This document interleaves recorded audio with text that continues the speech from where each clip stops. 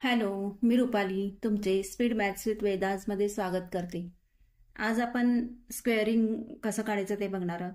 मागच्या 2 व्हिडिओमध्ये आपण पार्ट ए पार्ट बी बघितला होता. बेस मेथड वापरून स्क्वेअरिंग कसं काढायचं.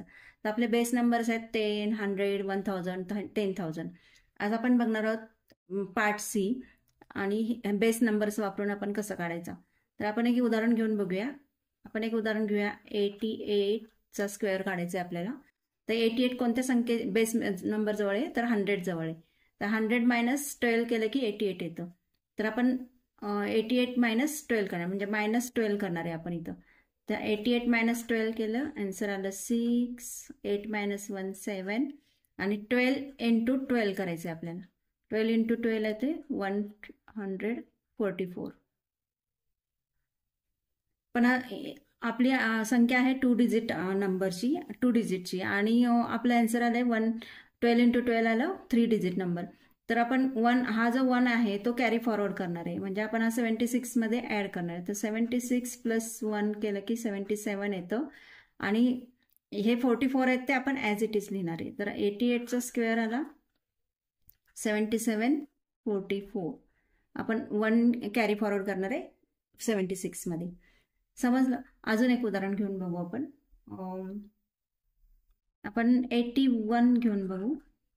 81चा स्क्वेअर काढायचं. तर 81 पण 100च्या जवळच आहेत, पण 100च्या किती जवळ, 100मधून किती मायनस केले की 81 येणार, तर 19 मायनस केले की 81 येणार, म्हणून आपण इथं मायनस 19 करणार. तर 81 मायनस 19 केलं की आन्सर येणार 11 मायनस 9 2 आणि 8 मायनस 2 62 आले. आणि 19 इंटू 19 करायचं आहे आपल्याला. तर 19चा स्क्वेअर आपल्याला काढायचा असेल तर आपण मल्टिप्लिकेशन वापरून करू शकतो, क्रॉस मल्टिप्लिकेशन. 19 इंटू 19, तर 19चा स्क्वेअर येतो 361. आता परत इथं 2 डिजिट नंबर आहे आपला, आणि इकडं आन्सर आलं आपलं 3 डिजिट नंबर, म्हणून हे 3 जे आहेत हे कॅरी फॉरवर्ड होणार 62 मध्ये, म्हणून आपण 62 प्लस 3 करणार.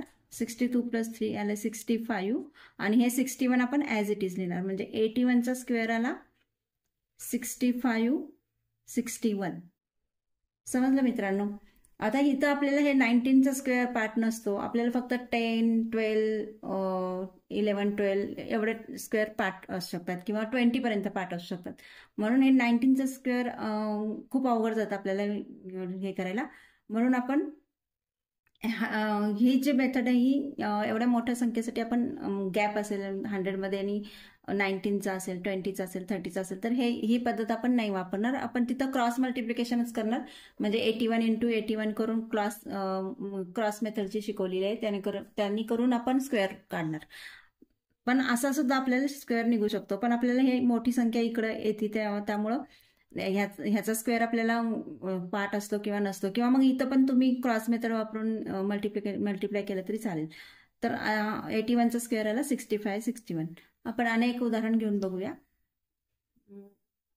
आपण 52 समजा, आपण आता इथं 52 घेतलं, तर 52 हा बेस 100च्या बेस जवळच आहे, पण जवळ म्हटलं तरी तो खूप लांब आहे, म्हणजे -48 केले तर आपल्याला 52 आन्सर येईल 100च्या -48. पण आपल्याला 48चा स्क्वेअर आपल्याला, म्हणजे 48 इंटू 48 करायला आपल्याला खूप अवघड जाणार आहे. म्हणून आपण इथं 52चा स्क्वेअर काढायला आपण आपली क्रॉस मल्टिप्लिकेशन जी मेथड आहे तीच वापरणार आहे. 52 इंटू 52 करणार, म्हणजे हे सोपं जातं आपल्याला.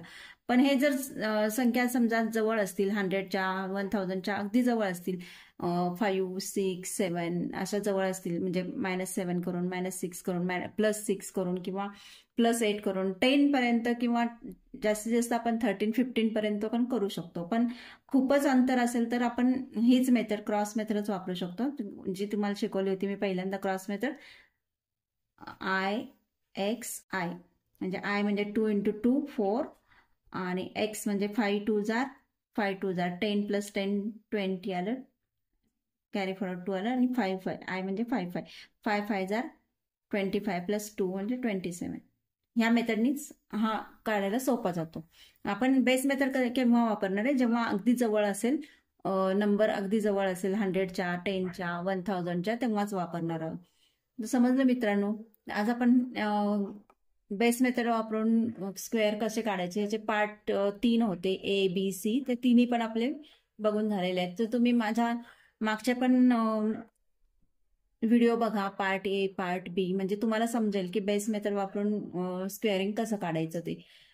तर तुम्ही आज माझा व्हिडिओ तुम्हाला आवडला असेल, तुम्हाला हे माझं गणित आवडलं असेल, तर माझ्या चॅनलला सबस्क्राईब करा, शेअर करा आणि लाईक करा. म्हणजे तुमच्या मित्रपरिवारातील सर्वांना गणिताबद्दल गोडी लागेल आणि गणित किती सोप्या पद्धतीने करता येते हे पण समजेल. माझा हा व्हिडिओ तुम्ही बघितलात त्याबद्दल थँक्यू.